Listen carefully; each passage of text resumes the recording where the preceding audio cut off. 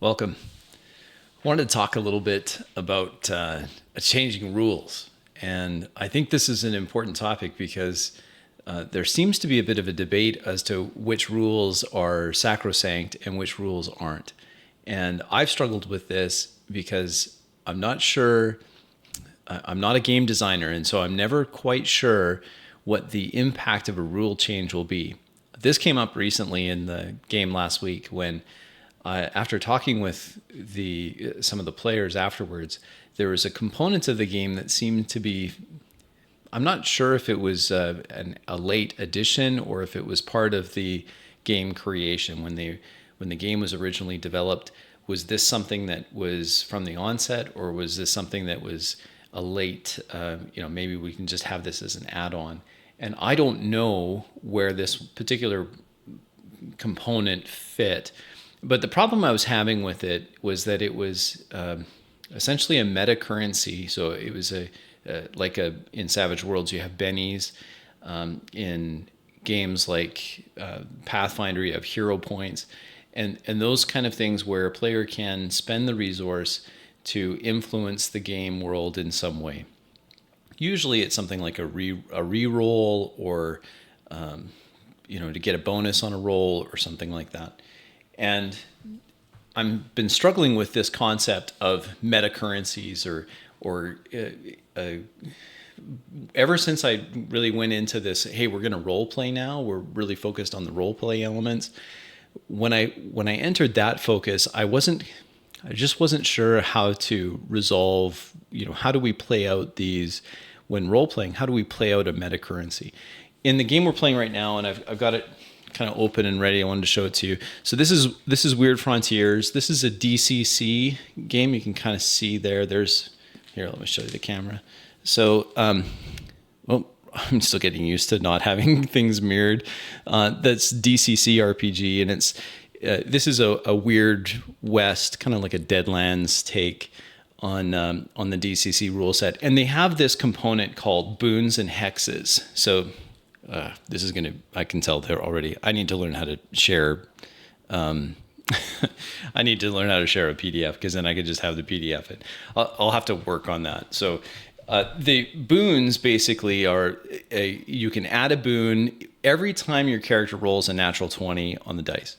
And that's different from things like Savage Worlds, where in Savage Worlds, as you play the hindrance of your character, so as you role play the hindrance, then the game master will give you a Benny, which you can then use in a variety of different ways. But it's not something you roll. You don't get a Benny for rolling dice well.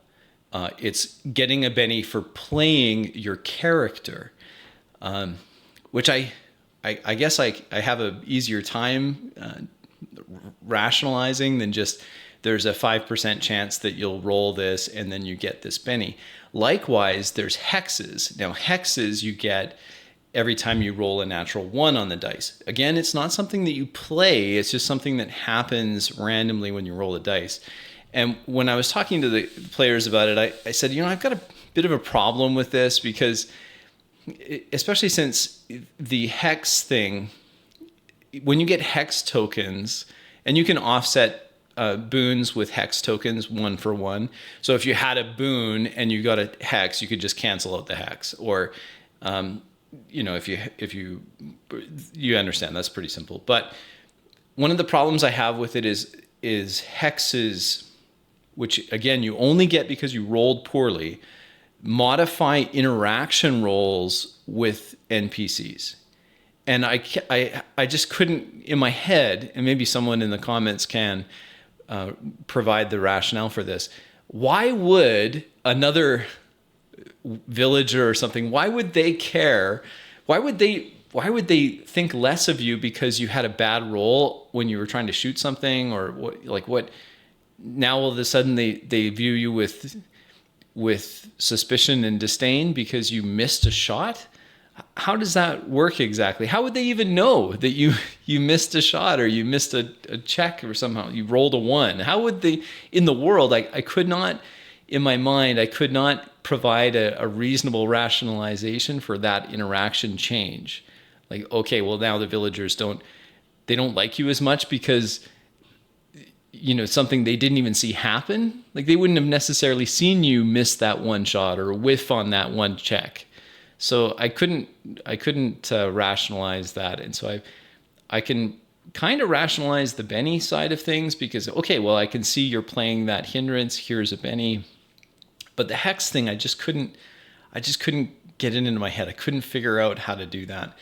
And so I think the point of making this video is that I'd like your take on what components are able to be switched in order to be more role play or immersive focused rather than this, which really pulled me out of immersion, and players too, because they're like, oh, great. Not only is the bad check penalty, but now I have this other penalty on top of that, which I just can't understand how that works. So we've removed this or I've removed it and players, of course, agreed that we're going to just move this out of the game and not have it as part of the game, not as it's currently constituted. I do think, my players in the past have really liked hero points, and they liked bennies and the idea that they can spend bennies to try things again or re-roll or what have you. But even in my Savage World campaign that we were starting online, I told all the players, I will reward bennies, but I'm not going to have that be something that we like. I don't want you to tell me when you're using bennies. I want that to be a background thing that fades into the background. I don't want that to bring us out of immersion, or pull us out of immersion. And I don't know if there's it's been a while since I played 5th edition. I'm not sure if there's a D&D equivalent to this. I don't suspect there is, but maybe there is. I don't know. But we've removed it. And I think it's important, at least for our game, to take that sort of immersion breaking element in the rules, just take it out. And we haven't, so far, like we played our last session without it. No one missed it. No one's like, oh, good.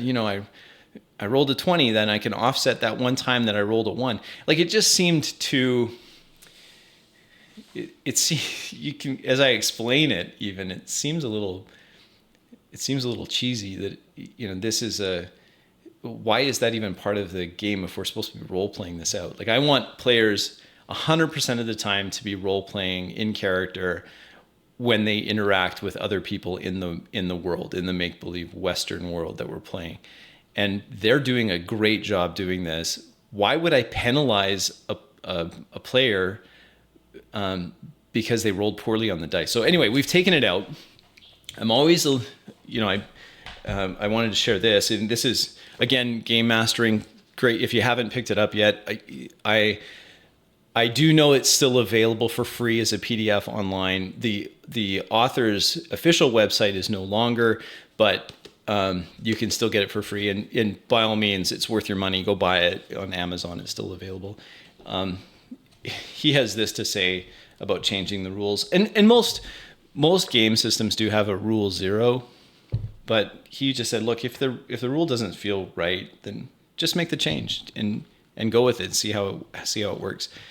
As we go deeper into this immersion focus, I suspect that there will be other rules that come up that just seem too difficult to reconcile with an actual immersion game, and that's going to come up. I'm sure. Love to hear your comments on this to see what changes you've found that you've had to make. Are you the kind that just never makes a change? Like it was known that all the rules are sacrosanct. You play it as written, rules as written, always, always, always, with no exceptions. Or are you more like us and in my experience where, hey, if we come across a rule that just doesn't make sense, we just change it. Like house rules are fairly common for us, but have you found that house rules have just wrecked the system? You've fiddled with the engine that now it doesn't even run anymore. There's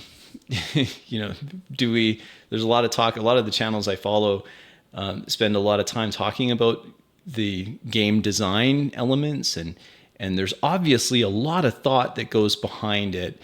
And here I am. I don't know anything about game design. I play the games. I guess is that expertise enough? I don't know. Maybe it is. So love to hear your comments on this topic. What elements you found just make role playing more difficult? Have you removed them? What was the end result? Did it break something else that even made the problem worse? I'd love to hear your take on that. So as always, love your comments. Thank you for watching this video. Appreciate you spending the time. Really, really grateful for those of you that are following these conversations, and yeah, hopefully someone out there will hear this and take something from it. So appreciate you watching the video. Thank you. Till next time.